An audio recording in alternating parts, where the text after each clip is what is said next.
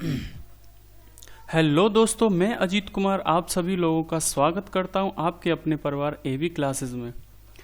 जैसा दोस्तों हमने एक श्रृंखला स्टार्ट कर रखी थी, उसी में हम आगे लेकर के आपके समक्ष उपस्थित हुए हैं। ठीक है, आज हम मॉडर्न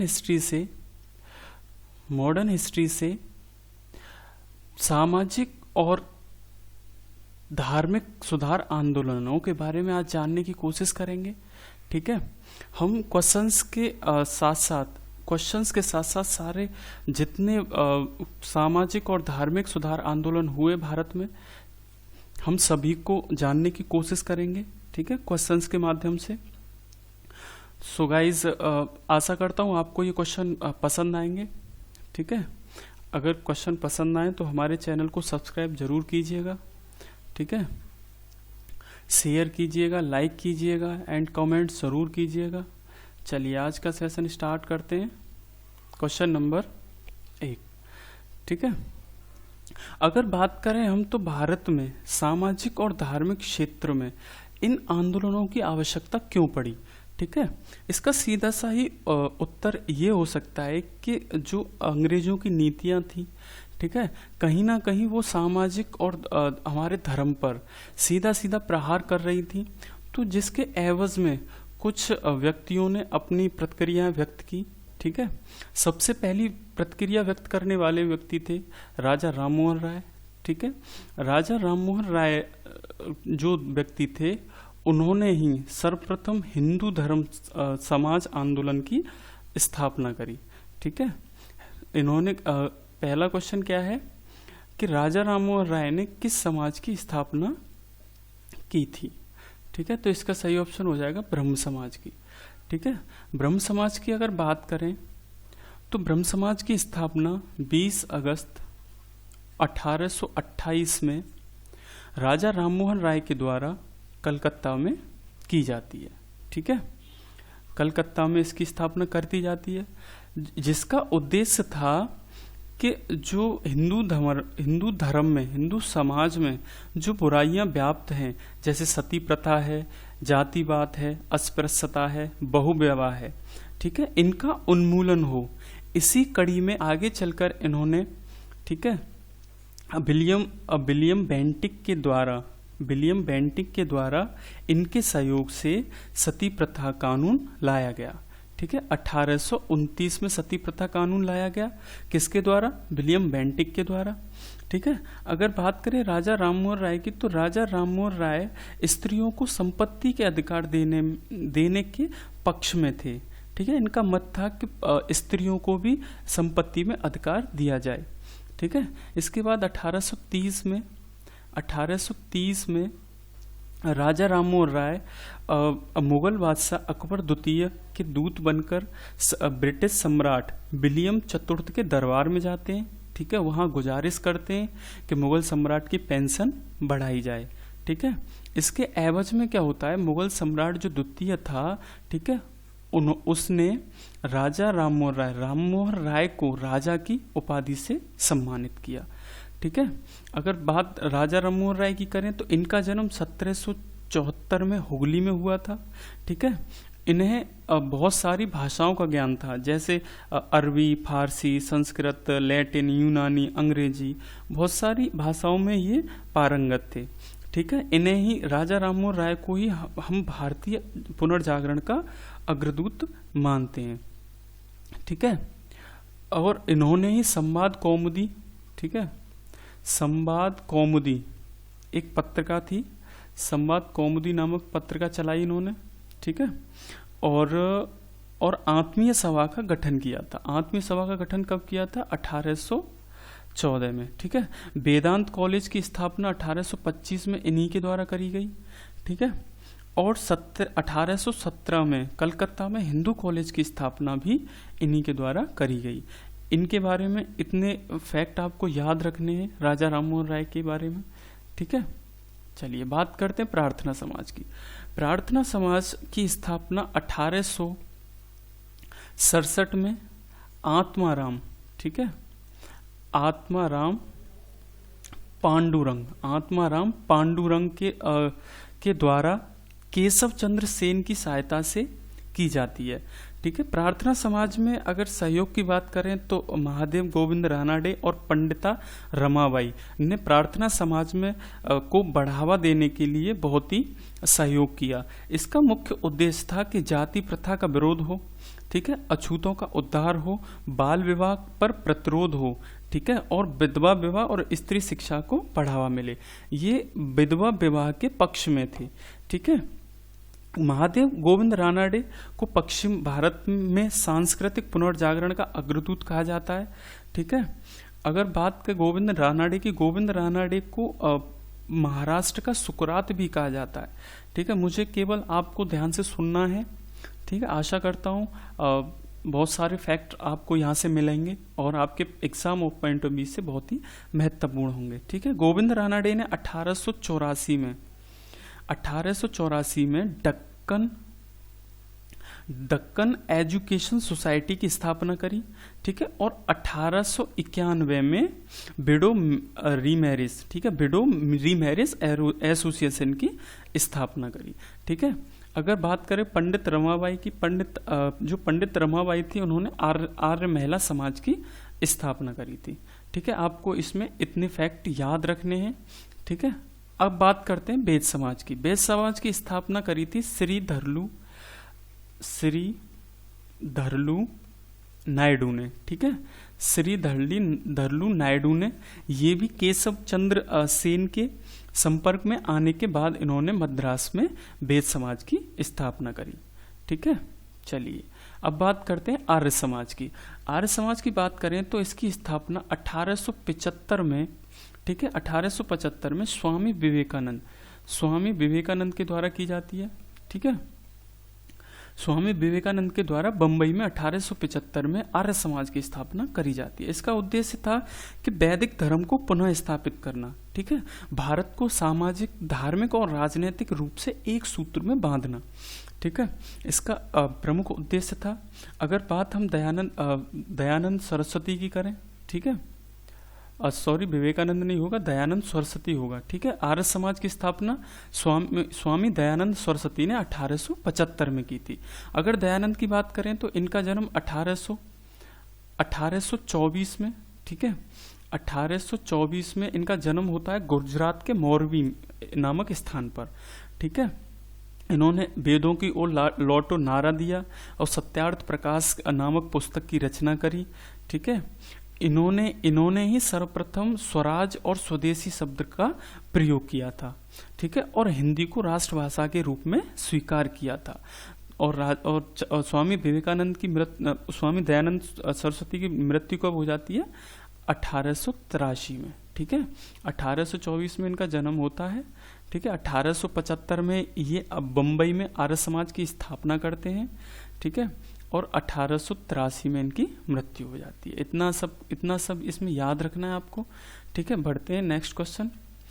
अगला क्वेश्चन है वेदांत सोसाइटी की स्थापना किसने करी थी?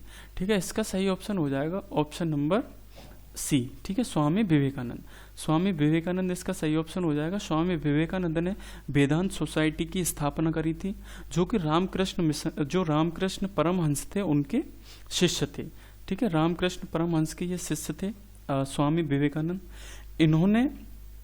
इन्होंने क्या करा था? इन्होंने 1893 में शिकागो में हुए विश्व धर्म सम्मेलन में भाग लेकर हिंदू धर्म की महत्ता को प्रतिपादित किया था। ठीक है, और इन्होंने कहा था कि मनुष्य की सेवा ही ईश्वर की सेवा है। और बात करें वेदांत सोसाइटी की तो इन्होंने 1900 में, ठीक है, 1896 में वेदांत सोसाइटी की स्थापना स्वामी विवेकानंद के द्वारा की जाती है। और 1900 में पेरिस में हुए, ठीक है, पेरिस में जो द्वितीय धर्म सम्मेलन हुआ था उसमें इन्होंने भाग दोबारा से लिया था। ठीक है, चलिए इतनी बातें इसमें याद रखनी है।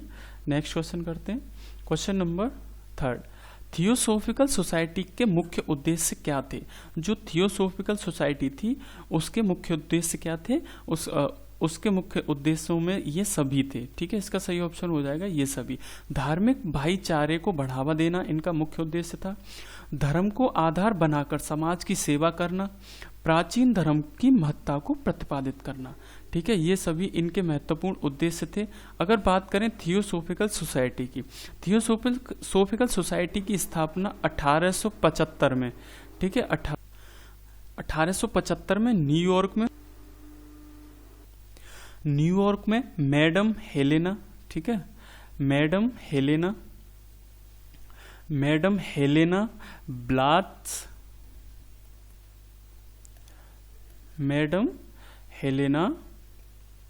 ब्लावत्स्की, ठीक है, मैडम हेलेना ब्लावत्स्की के द्वारा करी गई। ठीक है, अगर भारत में इसकी स्थापना की मुख्यालय की बात करें तो 1882 में मद्रास में इसका मुख्यालय बनाया गया थियोसोफिकल सोसाइटी का। ठीक है, थियोसोफिकल सोसाइटी। ठीक है, चलिए नेक्स्ट क्वेश्चन करते हैं। Question number 4। क्वेश्चन नंबर 4 है, आधुनिक भारत का प्रथम राष्ट्रवादी कवि किसे माना जाता है। ठीक है, अगर आधुनिक भारत के राष्ट्रवादी कवि की बात करें तो किसे माना जाता है, इसका सही ऑप्शन हो जाएगा option number B, Henry Vivian Derozio. ठीक है, कौन हो जाएगा इसका सही ऑप्शन हो जाएगा ऑप्शन नंबर बी, इसका सही ऑप्शन हो जाएगा ऑप्शन नंबर बी। ठीक है, हेनरी विलियम डेरोजियो। ठीक है, अगर हेनरी विलियम डेरोजियो की बात करें तो ये यंग बंगाल आंदोलन, ठीक है, यंग बंगाल जो आंदोलन शुरू करा था 1826 से 1831 तक ये चला था। ठीक है, ये इन्हीं के द्वारा स्टार्ट करा गया था। ठीक है, इस आंदोलन का जो यंग बंगाल आंदोलन था, इसका मुख्य उद्देश्य था कि सामाजिक चेतना का प्रसार करना, प्रेस की स्वतंत्रता को सुनिश्चित करना, उच्च सरकारी नौकरियों में भारतीयों की भागीदारी बढ़ाना। ठीक है, और नारी शिक्षा एवं नारी अधिकारों को प्रोत्साहन देना, ये इसका मुख्य उद्देश्य था यंग बंगाल आंदोलन का। हेनरी विवियन डेरोजियो जो थे वो एक एंग्लो इंडियन थे। ठीक है, इन्हीं को आधुनिक भारत का प्रथम राष्ट्रवादी कवि माना जाता है। ठीक है, इसमें इतनी बातें आपको याद रखनी है। Next question number 5। ठीक है, अगर अभी तक आपने हमारा चैनल सब्सक्राइब नहीं किया तो हमारे चैनल को सब्सक्राइब कीजिएगा। ठीक है, और बेल आइकन को जरूर प्रेस कर लीजिएगा ताकि आने वाली आगे की वीडियो आपको आसानी से मिल सके। ठीक है, अगर बात करें 5th क्वेश्चन की, तो अलीगढ़ आंदोलन का मुख्य उद्देश्य क्या था। जो अलीगढ़ आंदोलन हुआ था उसका मुख्य उद्देश्य क्या था, इसका मुख्य उद्देश्य मुस्लिमों को पाश्चात्य शिक्षा से विमुख करना इसका उद्देश्य नहीं था। ठीक है, मुस्लिमों को पाश्चात्य शिक्षा के लिए प्रेरित करना ये इसका उद्देश्य था। ठीक है, मुस्लिमों को अपने परंपरागत ढंग से चलाना ये कोई उद्देश्य नहीं था, तो इसका सही ऑप्शन हो जाएगा ऑप्शन नंबर बी। ठीक है, अगर अलीगढ़ मुस्लिम आंदोलन की बात करें, अलीगढ़ आंदोलन की बात करें तो ये एक मुस्लिम सुधार आंदोलन था जिसके प्रवर्तक थे सर सैयद अहमद खां। ठीक है, इनका मानना था कि मुस्लिमों को पाश्चात्य शिक्षा के लिए प्रेरित किया जाए और उनको प्रशासन में अपना स्थान ग्रहण करने के लिए पाश्चात्य शिक्षा को अपनाना जरूरी है। ठीक है, मुस्लिम आंदोलन के लिए अगर बात करें तो और भी आंदोलन हुए थे, जैसे अहमदिया आंदोलन जो 1889 में हुआ था।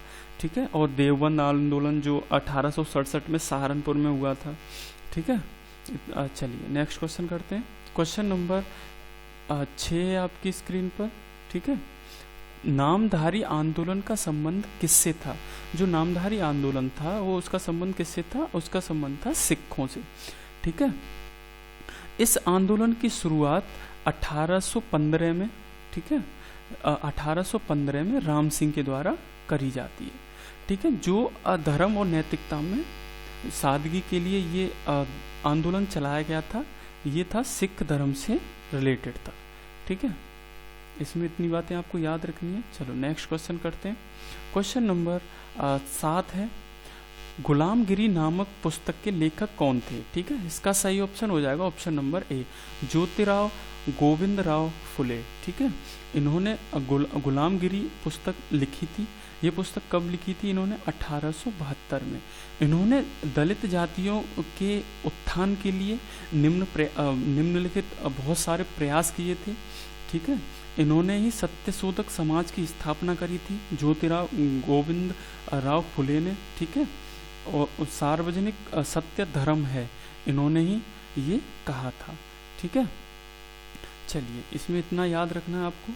ठीक है, अगर चलिए नेक्स्ट क्वेश्चन करते हैं। Question number 8।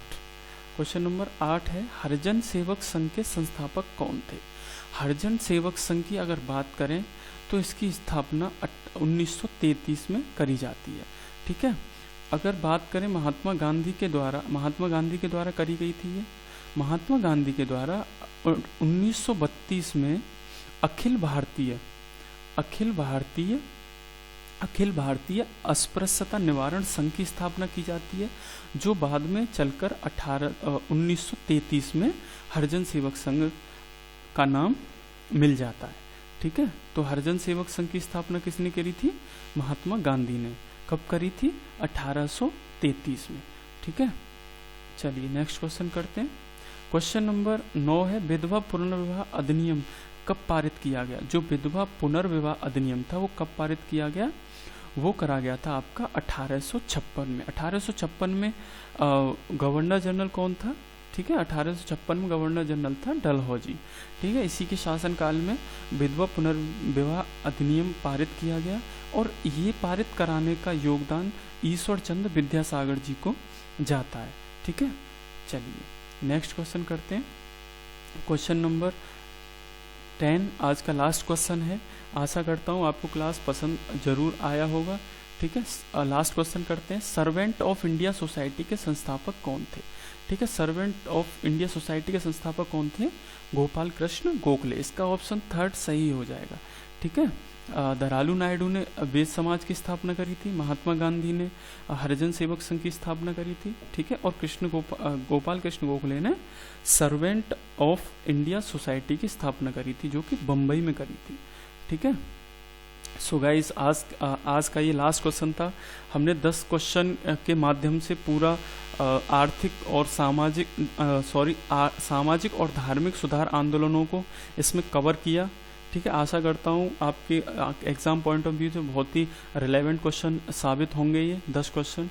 ठीक है, अभी तक आप हमारे चैनल को सब्सक्राइब नहीं किया तो प्लीज़ हमारे चैनल को सब्सक्राइब कीजिएगा और आशा करता हूँ आपको ये क्वेश्चन पसंद आए होंगे। ठीक है, आज के लिए इतना ही, कल मिलते हैं। धन्यवाद।